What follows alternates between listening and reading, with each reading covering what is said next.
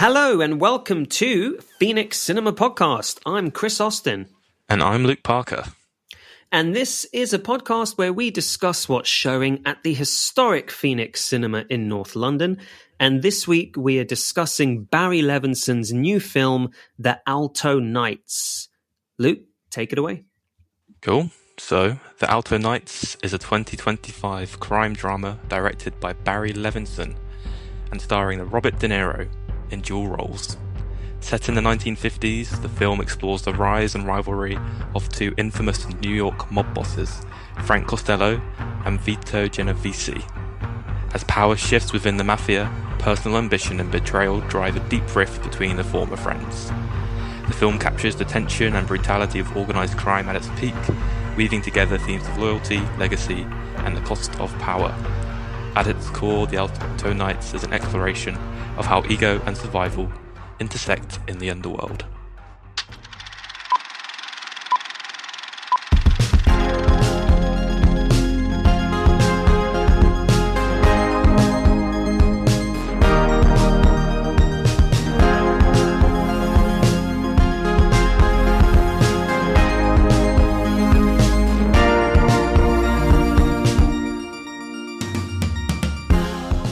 So Chris, what did you think of this one? Thank you, Luke. So, before we get into that, can I say why I wanted to watch this film? Sure. 4 reasons. The first is De Niro, because he's my favourite actor. For sure. And it represented an opportunity to talk about a De Niro movie on the Phoenix Cinema Podcast, which we haven't done yet. So, De Niro, in dual roles. For some reason. For some reason. Number 2... what's his name? Pileggi. What's the writer's name? How am I blanking on it? It's something Pileggi. Is it Nick? I'm thinking of Nicholas Is it Nick? Pileggi. Nicholas. Yeah. Nicholas Pileggi. Who Goodfellas, Casino. The only other. Yeah. There you go. That's it. Goodfellas and Casino. Those are the only other 2 De Niro movies he's ever written. Both classics of the gangster genre. Casino is one of my favorite films of all time. Number 3, Barry Levinson. You know, this guy is veteran of this entire industry. He's been around for a long time. And actually, I think this represents the 5th movie that he's directed De Niro in, which they're both in their 80s now. And that, in my opinion, makes this a collaboration. So I think that's super cool. Going back to, I think, 1996 was when they did their first film, Sleepers, together. And now, 2025, they seal that collaboration with this movie. I thought that was super cool. And finally, the producer is Irwin Winkler. Irwin Winkler is a legend. He's an absolute legend in this business. I mean, he has been around for... I'm looking at his credits now, yeah. Right? Isn't that Rocky, crazy? Raging Bull, Irishman, Creed movies. Look how long this guy has been doing his thing. He was the producer of The Irishman as well, executive producer of The Wolf of Wall Street. I mean, the guy's credits are insane. And actually, he was also once a director, if I'm not mistaken. He directed only a few films in his entire career. And those films, I think the first film he ever directed was called Guilty by Suspicion in 1991, starring De Niro. Okay. And the movie that he made after that in 1992 was a movie called Night and the City, starring De Niro. So, you know, all to say the credits of the people involved in this film, I mean, these are heavy hitters. So I was so excited and nervous to watch it. And also it's been really badly reviewed and it has flopped majorly. It's bombed. Yeah. Well, I was the only one in my screening of this film. Hoo-wee. There you go. There you go. They just don't have that pull anymore, which is sad. But I'll say this. I thought it was a good film. I actually enjoyed it. Okay. And your expression tells me otherwise, sir. No. I don't think it was a bad film, but I don't think I'd class it as a good film. Oh, you wouldn't? Okay. No, I think okay. For me, it's just very uninteresting. I feel like nothing really exciting happens in this film. It clocks in at literally 2 hours exactly, but it feels longer than that. The film feels like it's dragging its heels, and I didn't like the script. I thought there was so much nonsense and so much pointless weight to it. There was just some conversations, like there's just off the top of my head, there's a conversation about the Mormons in the back of a car, and it's just it feels so redundant. And you have these mob bosses all talking to each other, and they're almost like talking in riddles to each other, and it's just not very clean. There were things to like about it.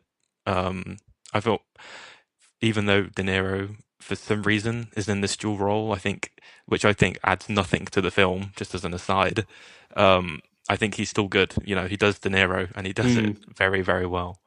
So yeah, I mean, I'm very curious to hear your opinions on it. Well, I mean, there's so much I disagree with you on there, but yes, I mean, De Niro is doing De Niro, and De Niro's an absolute fucking master, right? So what's so interesting about it as well is that, I mean, it kind of reminds, so similar to The Irishman in my opinion, with The Irishman being a better movie, but it's a movie about old men made by old men. You know what I mean? So there really is a deliberate slow pace to this whole thing. I mean, with The Irishman, none of those people are in their prime. Scorsese, De Niro, Pacino, Keitel, Pesci, nobody. So it's a slow movie. The Alto Nights is a slow movie because none of these people are in their prime, especially Levinson and De Niro. Sure. So I don't mind the pacing of it, but for me, it was nice to see. It was nice to have, the way I saw it was, if The Irishman is Scorsese's final say, his sign-off on the gangster genre that he helped, blossom, This feels like a sign-off to the gangster genre for De Niro, the actor. Who also helped the genre to absolutely blossom, not as a director, but as a performer. And I liked it. I like him in it a lot. I think, yes, I agree with you. It's a little silly that he's playing two roles. We could have just got another actor, sure. But I guess when you are De Niro, you get to do this when you're in your 80s, and actually, I do feel like they are two very distinct characters. I liked probably most of all seeing De Niro play, is it Vito? Yeah. Playing the Joe Pesci side of things in the movie. We rarely get that. De Niro's always the straight guy, unless he was young and playing Johnny Boy in Mean Streets. But he was always the straight guy, and everyone else was the raving lunatic around him. And it was nice to see him have that side of things. And I thought he did it really well. I just don't understand the creative choice of having him play these two characters, because it just feels weird, because it's so obvious that he's both of them. It's like the makeup and all the prosthetics that they give him, they're not that good. I mean, they're good, but they're not good enough to hide the fact that this is Robert De Niro we're looking at acting. Yeah, I don't himself. know. I think it was kind of like, you have to really suspend your disbelief and just go with it. Yeah, because if you nitpick on that, you're going to have a big problem for this movie. For sure, yeah. I mean, it is a bit self-indulgent and it's a little silly. But I think it's very silly. Yeah. But when you admire the guy as much as I do, I'm willing to let it go. You know, again, I was just curious, are you going to be bad in anything, in any aspect of this? And I don't think he was, which is, to his credit, the idea of him playing dual roles when they're not even related, they're just friends, is super silly. But is he bad? I don't think so. I think he does a good job with both roles. Yeah, that I do agree with. Yeah. Mm-hmm. And I think Levinson does a good job. There is a part of me that wonders how Scorsese would have done things, you know? Mm-hmm. But he's good. I think it's a really well-made film. See, it's well made, but it's also quite ugly. There's really odd choices, I think, kind of as it moves between different chapters of the story. There's like text that pops up, like almost like the chapter titles. Yes. And it's even just that text that they choose just feels like some default word font that they've just thrown up on there. And it feels like that they were throwing this up at really arbitrary times, and I didn't really understand it. Yeah, and just the way it was shot as well, it was a little jarring. It wasn't smooth at all. Maybe I'm being a bit harsh here, but you know, I definitely noticed it, the way that it looked, and I personally wasn't that impressed. Okay, that's interesting. Yeah, even like the color grading of a lot of it is quite. I don't know if it's just that I don't appreciate the style they were going for, but yeah, I just didn't really like it. Okay, fair enough. No, I didn't find too much wrong. I mean, if De Niro's a master, Levinson is also a master. You know, again, he's been around for a long time, and I didn't find too much. There was one thing, and that was, so the movie starts with one of De Niro's characters basically getting shot in the head and surviving the assassination attempt. What annoyed me, the way it was filmed and staged, was how it's not just a shot in the head, move on. The moment he gets shot in the head, it goes into this weird, flashy, multiple, like, very twitchy editing and jumping around. And I was like, why is it really so frayed? Yeah. I noticed that as well. Yeah, I was like, what's going on here? Just let him get shot and that's it. Yeah, it was a bit weird. But I mean, that aside, I actually, I didn't find too much wrong with it. You mentioned something earlier about the dialogue being a bit unnecessary. I like that moment in the car with talking about the Mormons and bringing up that fact. That to me it didn't happen often enough, but it felt like those nice comic moments. You know, you're not sure if it's improvised or not, but it feels like Pileggi's writing. It's got that Goodfellas Casino zing to it, where even Tarantino, you know, where all of a sudden they're talking about something that's completely unrelated to anything, and it becomes this comedic sort of moment. And then when Vito starts pounding on him because he's turned this conversation about Mormons into, I can't fucking stand Frank. You know what I mean? Yeah. I thought that was quite cool. That's fair, but this kind of, I mean, as you said, this kind of Tarantino-esque way of writing dialogue, the reason it feels weird in this film is because it's a very slow film. You know, there's just a lot that makes it feel bloated, and there's never really much going on. For example, like the whole part with Vito and his wife, and like their whole fiasco and their like court case and everything like that. I just don't see what this has got to do with the bigger story that they're going for between Frank and Vito. I mean, they should have included it, but you know, this is like 20 minutes, half an hour of the film we're talking about. Yes. I understand that completely. I completely do. You know what I think it is, Luke? I think for me, like I alluded to earlier, watching De Niro in these films, specifically Casino, is kind of what made me who I am. It was like a blinking neon arrow pointing me down the path of what I wanted to do with my life. Yeah. And I think for me, I'm kind of willing to look past any sort of flaws or deficiencies, because I'm very aware of how old he is. And I don't know how many more De Niro movies we're going to get. So I just appreciate the master doing what he does best while he still can. And if that means having these subplots and prolonged sort of,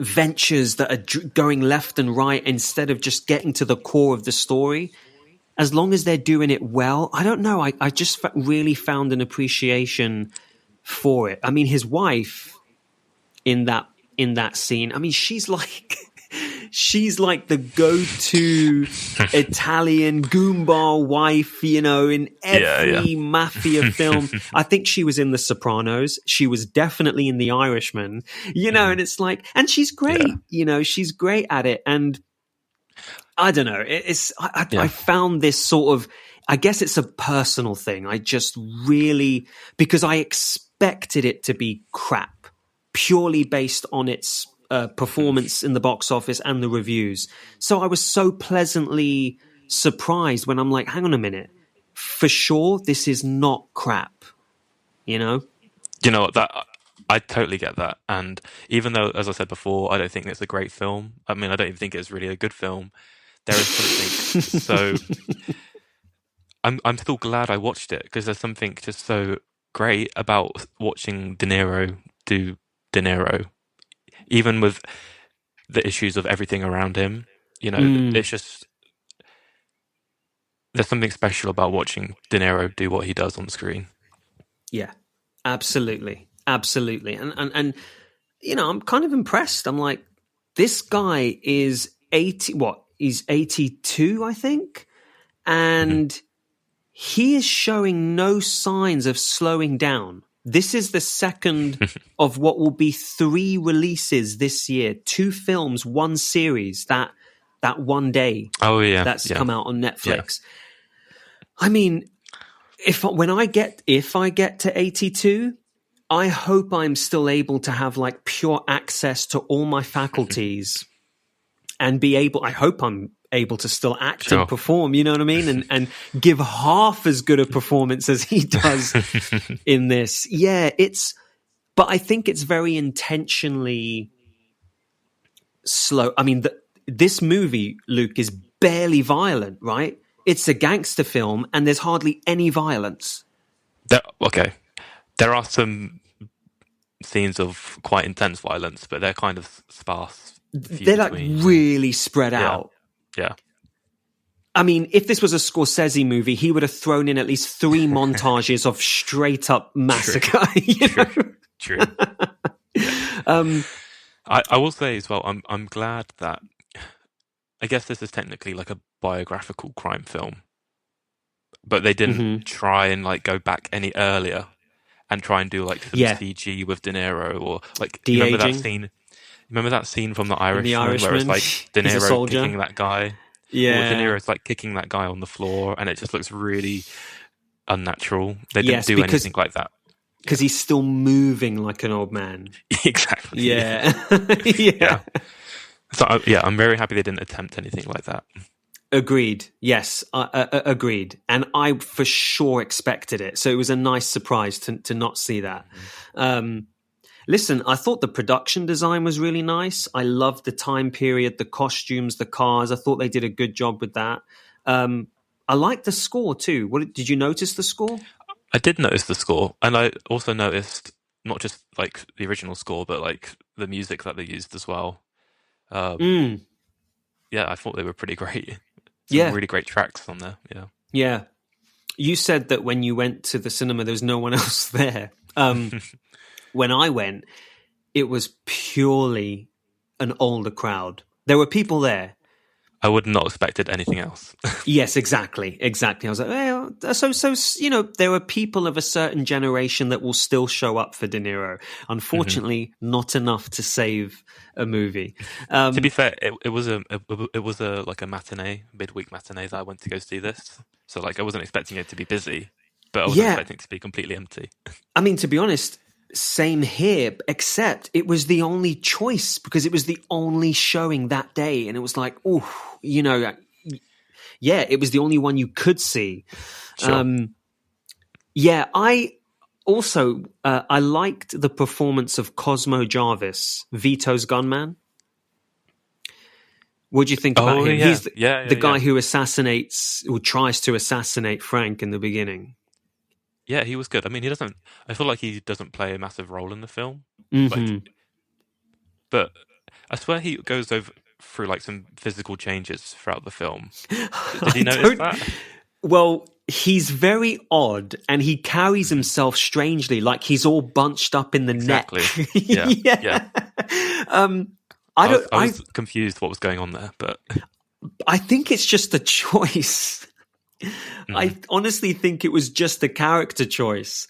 And I found it, yes, it's a big choice, but I found it quite funny. It's quite comic. It didn't, I only know him from Shogun. Did you watch that? The latest series? Not yet. No. He's like the main guy in that, I guess. But he's up and coming. I mean, we're going to see him in Christopher Nolan's The Odyssey and Alex Garland's new film, Warfare.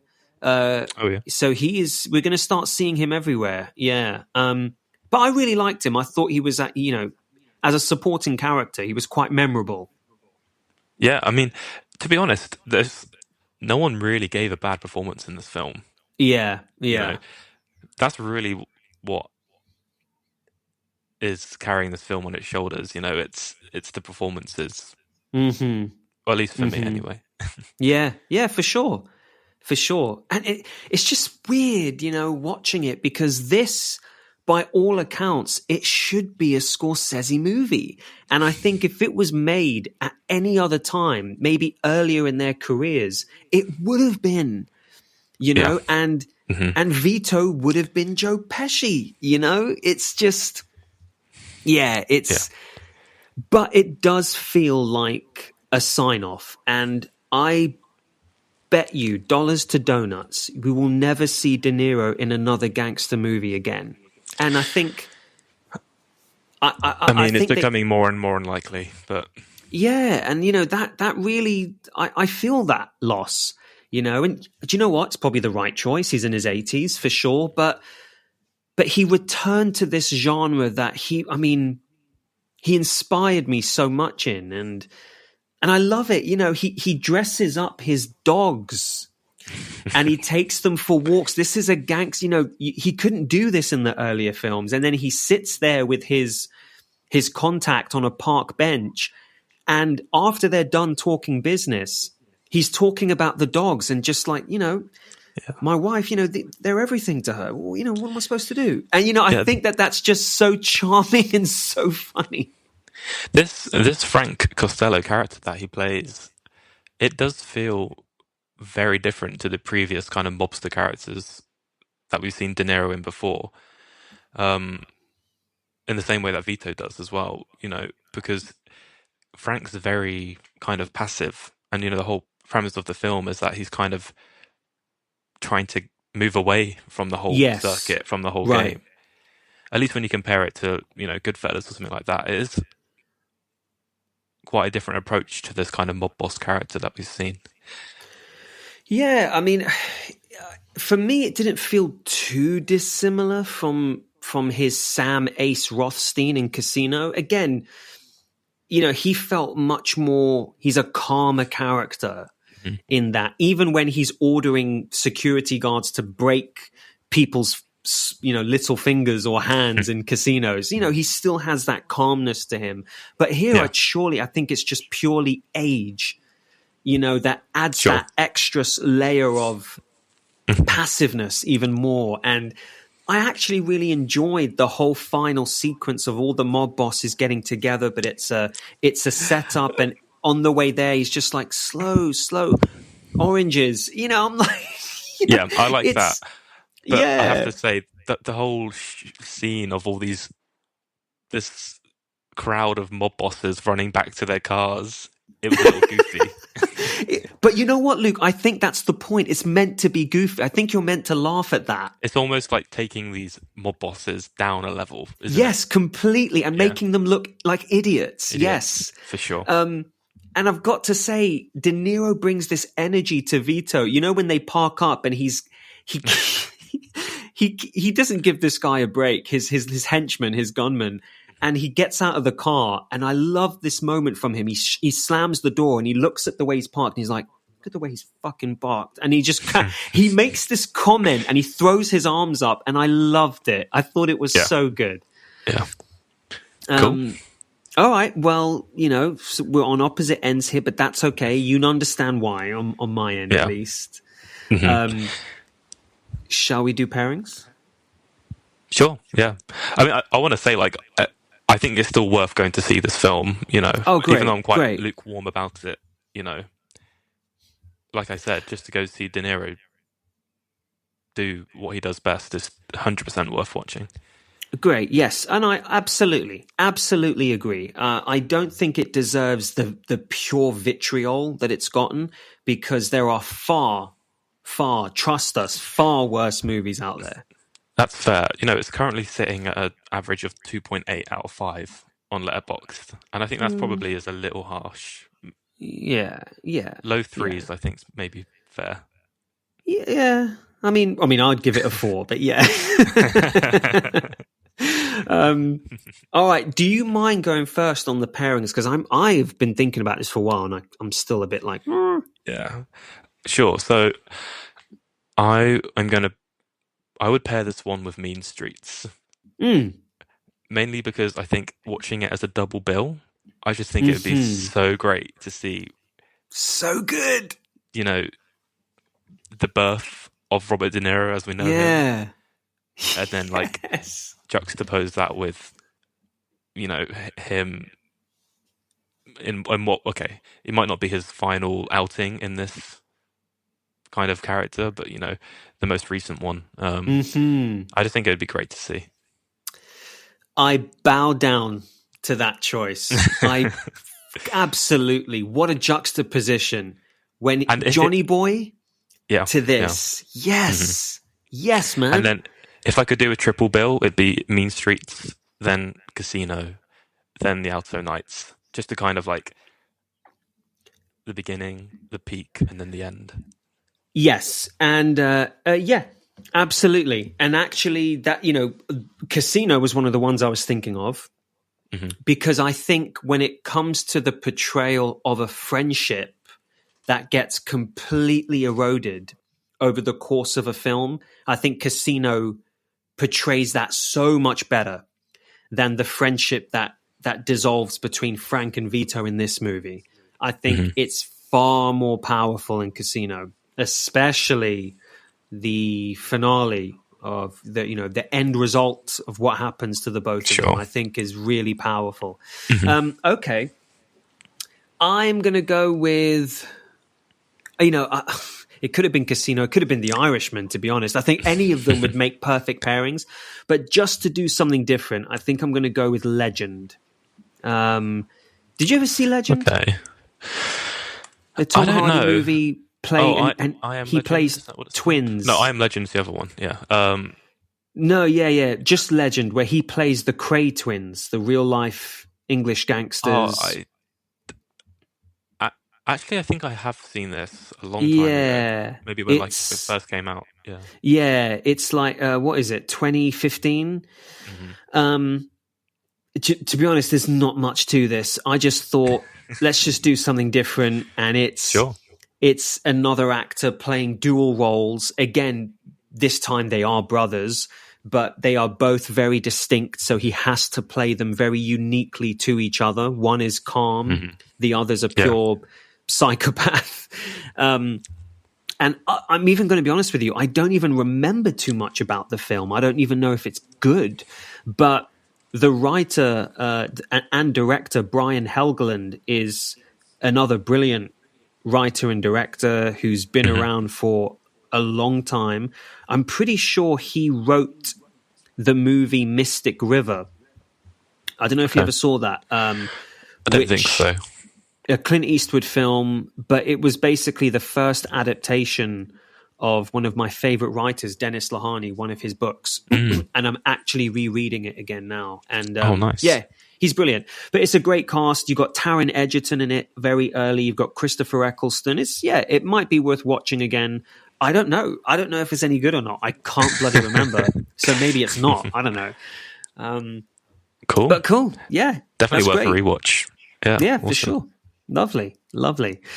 All right. Well, before we go, I will plug something. So speaking of gangster stories, there is a new TV series that just released on Paramount Plus called Mobland, created by Guy Ritchie, starring Tom Hardy from Legend, Pierce Brosnan, and Helen Mirren.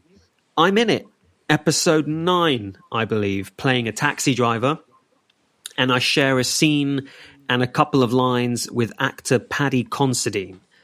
I'm not too sure if it's any good. I've read a bad review of it, but this film had bad reviews too, so you can't always trust those, I suppose. Anyway, I'm in it, and I think my episode is going to drop, I think, May 25th, so we've still got a while. And one more thing, my short film that I wrote called One in the Chamber has been selected at the Carmarthen Bay Film Festival in Wales, which is a BAFTA qualifying festival. And I feel very proud that we were selected into such a prestigious place. That's going to be May 19th to the 22nd. And I'm going to try and attend it. And I'll drop any further news or updates on that when or if it comes. But anyway, that's my plug. Awesome. Anything from you, Luke? Nothing that exciting, I'm afraid. No, why? You just Can't keep being great.